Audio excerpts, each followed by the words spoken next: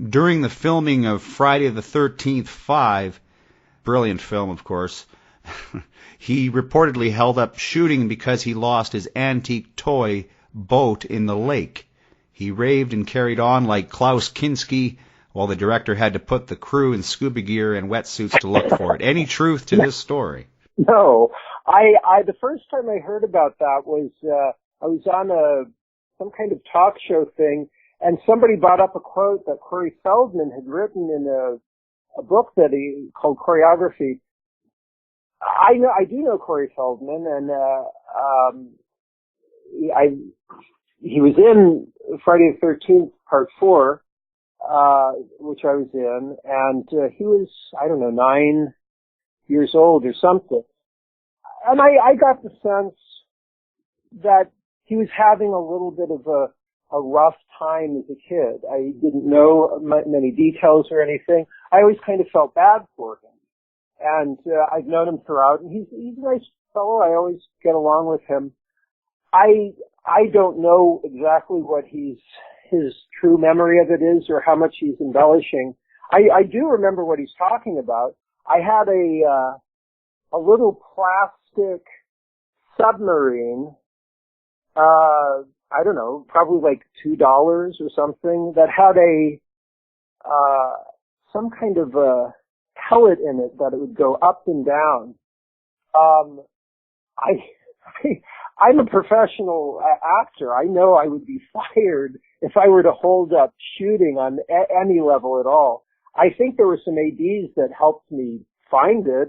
I was hardly concerned about it. It was like we were right by a big pond, but it certainly didn't hold up shooting. I mean, it was just some little stupid toy that I was playing with.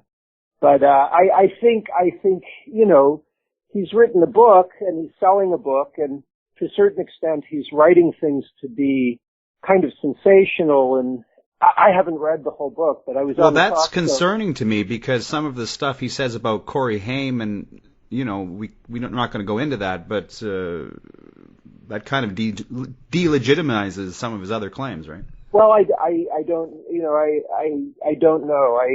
But I mean, it really, that isn't the truth. You know, I've seen so many things written about me over the years that are not truthful. And it is part of why I'm writing the book a little bit, because I can see why people believe some of these things, because of certain characters that I played or the public persona. But I mean, I'm a business person that's been working in the industry since I was 13 years old. I've done well. If I was enough, done well enough. If I was genuinely troublesome and problem causing, I've been in over 50 films. I mean, it's a small industry. That kind of thing would get around, and I wouldn't work. And I've been working for all of this time. So, you know, I'm not about to go get into like lawsuits. Having the lawsuit with Back to the Future was enough. I don't want to do a whole bunch of stuff. It's unfortunate. I see it all the time. People believe virtually anything about me. Unfortunately, it isn't. I mean, even if it was like my want to like cause a commotion or something, my interest as an actor is to concentrate and to make sure that I can deliver the best performance possible. I am not interested in causing controversy, trouble, whatever. That's the last of my wants. It would be hard. I think somebody has got to be on some level in the business, specifically in acting. It's like if you cause true frivolous problems on the set, it will negatively affect your performance.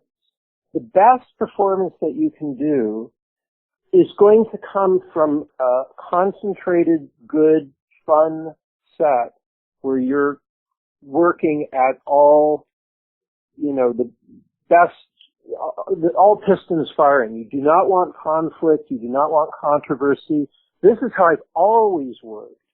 Now, it's true. I'll fight for an artistic position, but not to the point where it's going to cause a disruption. I know professionally where you start and stop. It's fair professionally to, sit with the director privately, ask questions, have discussions. If there's something you're really passionate about, go for it. And then at a certain point, if a director says, no, look, I understand what you're saying, but it's got to be this way, then you do it because that's what you're contracted to do. And normally that it doesn't even get to any kind of thing like that, but it's professional and fair to have that kind of discussion in the proper time and place. It's not good to be like yelling on the set or, having random arguments. I mean, the idea of like having a production shut down, the story doesn't make sense, having to do with I didn't have an antique submarine, but no production would shut down to find a toy. It just wouldn't happen. They'd go, Crispin, come to set. And you go, okay. They would not shut the production down to find a submarine in the lake. It's just, no way would that happen. So he was a kid. He's gone through a lot. I like Corey Feldman. I don't have any problem with him. He may have some kind of memory that he's embellished for real, or he may be embellishing for the sake of the writing. I don't know.